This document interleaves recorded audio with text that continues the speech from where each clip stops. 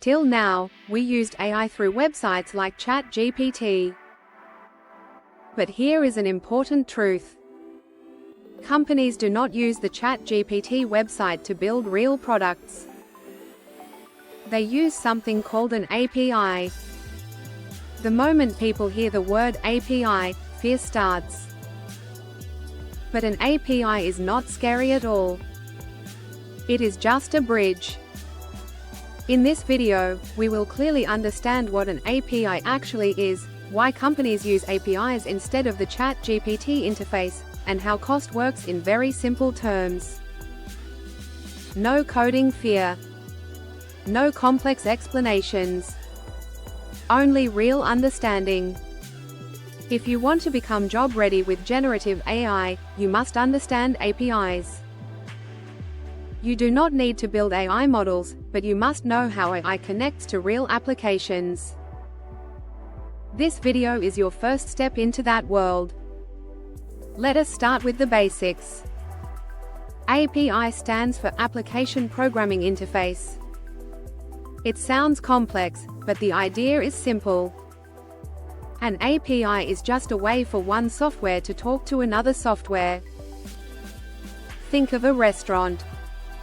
You are the customer. The kitchen is the AI model. You never go into the kitchen directly. You talk to the waiter. The waiter takes your order to the kitchen and brings the food back to you. That waiter is the API. In AI terms, your app or website is the customer, the OpenAI model is the kitchen, and the API is the waiter. Your app sends a request, and it receives a response. Nothing magical is happening. Now let us clear a big confusion between ChatGPT and the OpenAI API. ChatGPT is a user interface made for humans. You open a browser, type something, read the answer, and maybe copy it. It is good for learning and personal use, but it is not built for companies. The OpenAI API is made for software. Apps and websites use it behind the scenes. Thousands of users can use it at the same time. Companies can control how it behaves, automate workflows, and scale easily. With ChatGPT, you manually type and read. With an API, the app sends a request, gets a response, and uses that output automatically. No manual work. This is why companies prefer APIs. Companies care about automation, control, scale, and integration. They build chatbots, document summarizers, customer support assistants, and internal tools using APIs. They cannot depend on employees opening ChatGPT again and again. The OpenAI API allows software to send prompts to AI models and receive responses programmatically. Instead of typing text on a website, code sends text to OpenAI servers and gets output back. That output can be shown to users, stored in databases, or processed further. You do not need to be a developer to understand this. At this stage, you only need to understand the flow. Request goes in. Processing happens. Response comes out. Now let us talk about cost, because this scares many beginners. You do not pay monthly like a subscription. You pay only for what you use. The cost depends on how much text you send to the AI and how much text you receive from it. This text is measured in tokens.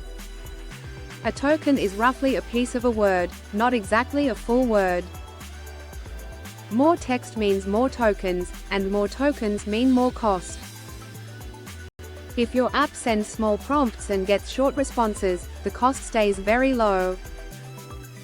Many small projects run for less than a few hundred rupees per month. Companies are comfortable with this because the cost scales with usage. They do not need to maintain servers or train models. They pay only for value.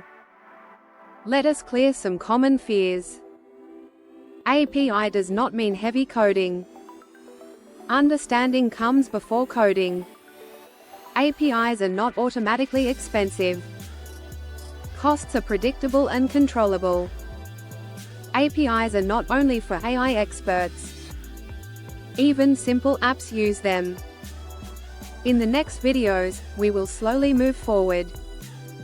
We will send a real request to the OpenAI API, understand prompts inside APIs, read responses clearly, and build simple real use cases step by step.